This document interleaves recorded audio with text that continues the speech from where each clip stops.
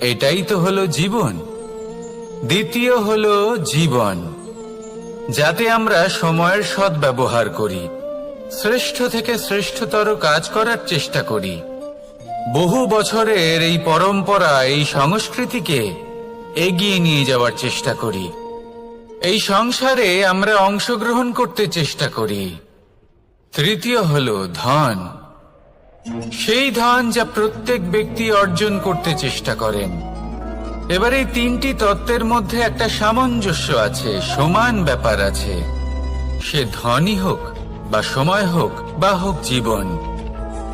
আর সেই সমান ব্যাপার হলো যে যদি আপনি এটা গণনা করতে থাকেন তাহলে তা কমতে থাকে, যদি আপনি এটা ব্যবহার করেন তাহলে তা বাড়তে থাকে। একে সংগঠিত করে রাখতে চেষ্টা করলে এ হাত থেকে ফসকে যায়।